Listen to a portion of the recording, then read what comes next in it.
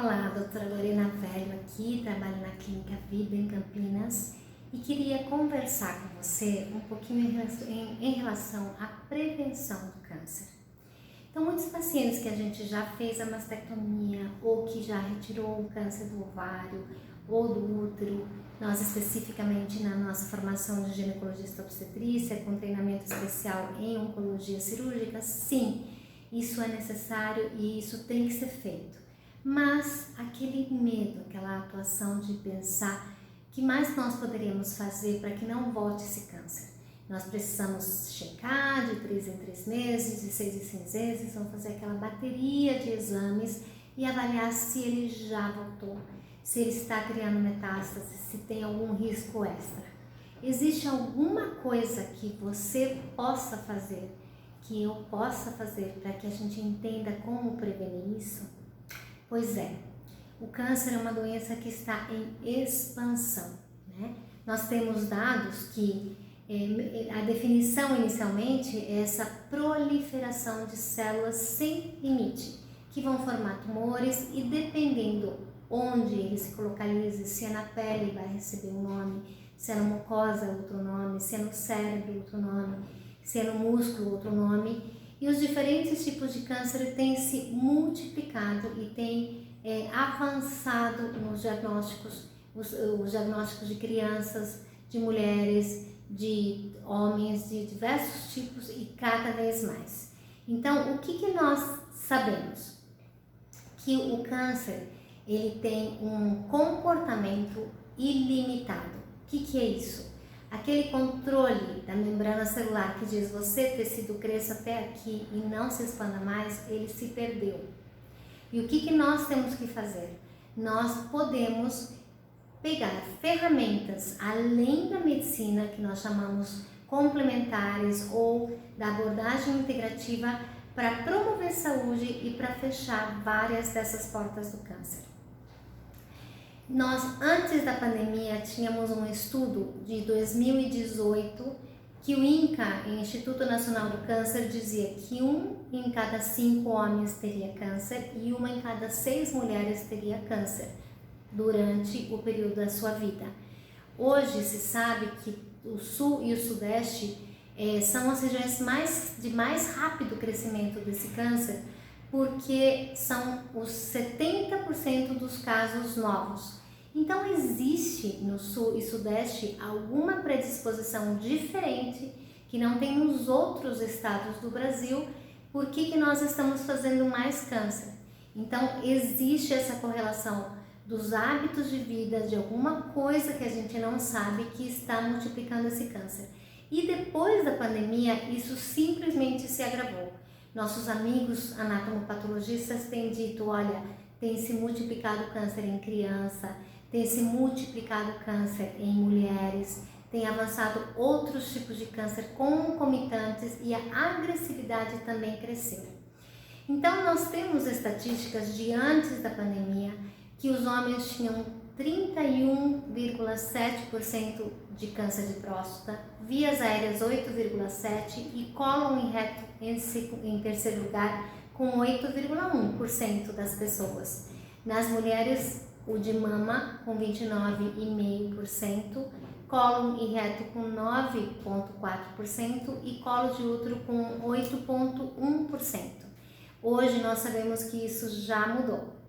Qual que é a estimativa dos próximos 3 anos, 10 anos? Não se sabe. A previsão antes da pandemia era que houvesse um aumento de 63%, mas como ele tem aumentado mais, isso deve se multiplicar.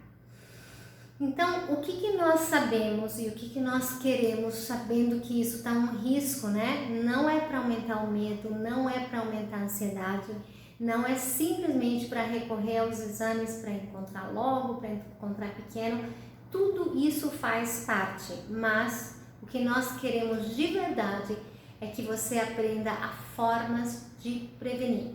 Então, se você teve esse diagnóstico, ou se você, profissional da saúde, fez esse diagnóstico, nós entendemos que é hora de fechar as portas da proliferação desse câncer. E nós queremos compartilhar com vocês um pouco da nossa experiência, né? Nós temos tido muito bom resultado, não é em todas as pacientes, não é sempre, porque na medicina não existe sempre nem nunca, mas existe um norte que está nos mobilizando, está nos conduzindo para que nós trabalhemos no sentido de impedir que o câncer se desenvolva ou, uma vez tratado, que ele retorne. Como que a gente faria isso? Isso é prevenção primária, isso é evitar, isso é fechar as portas. Então, o diagnóstico precoce é a prevenção secundária, quando nós fazemos esses exames, essa prevenção de repetir cada 3, 6 meses tudo o que tem que ser feito para diagnosticar precocemente. Mas a prevenção primária é evitar. Então vamos pensar só alguns pontos que nós consideramos cruciais. O primeiro deles surgiu quando eu estava ainda no meu treinamento de cirurgia do câncer e a minha mãe, doutora Natália, com muitos anos à minha frente, dizia assim, você gosta dessa área da cirurgia do câncer? Por que você não aplica essa questão do prêmio Nobel do Dr. Otto Warburg? Eu disse, que é isso? Não sei, não tenho conhecimento disso. E ela me disse, olha, nos meus livros, quando eu aprendi fisiologia, se citava, né? Ela nasceu em 1940, tinha sido o prêmio Nobel de Medicina em 1939, o Dr. Otto Warburg, e estava escrito nos livros de fisiologia que a melhor forma de prevenir o câncer seria oxigenando a célula. Por quê? Porque ao prêmio Nobel que ele ganhou, ele disse o seguinte, Otto Heinrich Warburg, prêmio Nobel de Fisiologia e Medicina em 1931, motivação do prêmio por sua descoberta da natureza e do modo da respiração. O que ele disse? Que a respiração celular é tão importante, que o oxigênio é que mantém a célula saudável na sua maior parte. E ele diz, nenhuma doença, inclusive o câncer, pode existir em um ambiente alcalino. O Dr. Otto Warburg, ele ficou famoso na época por conta disso, mas logo foi abafado. E nós sabemos que nos livros de fisiologia atual, e nem tão atuais, porque quando eu estudei já não tinha mais essa informação.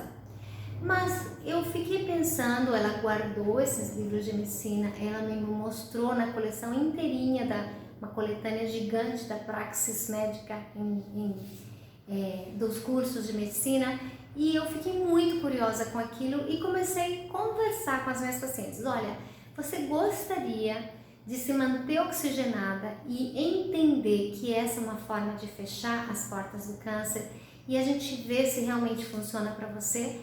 Não temos pesquisas recentes a respeito disso, não temos tanto conhecimento se vai funcionar, mas temos grandes pistas de que isso possa funcionar. E realmente, na grande maioria de pacientes que nós atendemos, isso deu certo. O que nós vemos? A visão do Dr. Otto Warburg é que ele mostrou, entre outras coisas, que as células cancerígenas podem viver e se desenvolver na ausência de oxigênio e as células normais não. Então, se nós mantivermos um nível de oxigenação alta, nós estamos favorecendo as células normais e em detrimento das células mutantes, das células que não precisam de oxigênio. Então, o câncer cresce em tecidos ácidos que estão privados de oxigenação. Portanto, se você oxigenar os seus tecidos, se você incorporar atividade física constantemente na sua vida, você vai estar fechando muitas portas de câncer. Uma coisa muito interessante que nós correlacionamos nessa pandemia é que realmente nós ficamos mais confinados, muita gente parou de sair, muitas academias fecharam, muita gente deixou de frequentar bosques e parques, a máscara nos priva do nível adequado de oxigênio, nós ficamos respirando o nosso próprio CO2 e todos esses fatores vêm contribuir para a gente afirmar essa mesma tese do que o Dr. Otto Warburg fala. Nós vamos precisar mais artigos científicos, mais pesquisas para ter a convicção mas nós estamos tendo um norte bem grande nesse sentido. E também nós entendemos que à medida que as pessoas começam a se equilibrar, também o câncer demora para reaparecer. Isso é uma pesquisa feita com educadores físicos que acompanharam pacientes já com câncer durante 20 anos, que é mais um fator que eles corroboram essa mesma mensagem. O que eles encontraram? Que as pacientes que já tinham atividade física e mantiveram 5 horas na semana não teve recidiva de câncer em 20 anos, mas aqueles que tinham menor nível de atividade física tinham mais recidiva, e aqueles que eram completamente sedentários, no caso as mulheres completamente sedentárias, elas sim tinham muito mais recidiva do câncer, especificamente de mama. Então tudo isso contribui para a gente entender e saber que a oxigenação dos tecidos, o exercício físico, a respiração adequada, oxigenando o pulmão, tirando o CO2 com força, isso vai adequar muito os seus níveis de oxigênio no sangue. Então nós orientamos sempre os nossos pacientes, faça uma respiração longa, contando até 10, baixando o máximo o diafragma para poder expandir até a base do pulmão. E depois que incorporou esse oxigênio, contando até 10 segundos, tente segurar um pouquinho e depois solte com força, contando até 20, forçando essa expiração, porque o CO2 ele é mais difícil, o gás carbônico, né? O gás carbônico ele é mais difícil de ser retirado do pulmão. Então, quando nós forçamos a expiração, vamos tirá-lo com mais esforço, com mais eficácia. E inspirar para a gente impor essa oxigenação do pulmão, que vai consequentemente oxigenar os tecidos através do sangue, dos microcapilares, das artérias e tudo mais. Outra coisa muito importante que nós entendemos é o papel das emoções. Tudo isso são aprendizados da medicina integrativa, da abordagem integrativa dos nossos pacientes, que une tudo da medicina convencional com tudo da medicina complementar, das ações complementares em saúde, formando um todo para equilibrar o nosso paciente. Então entendemos que sim, o exercício aeróbico é anticâncer, tem função anticâncer. A nutrição com alimentos crus também tem ação anticâncer, porque alcaliniza o meio intracelular. E tudo isso vai nos equilibrando e vai promovendo uma melhora para poder fechar essas portas do câncer. Nós continuaremos com essa série e queremos que você se equilibre. Abraço!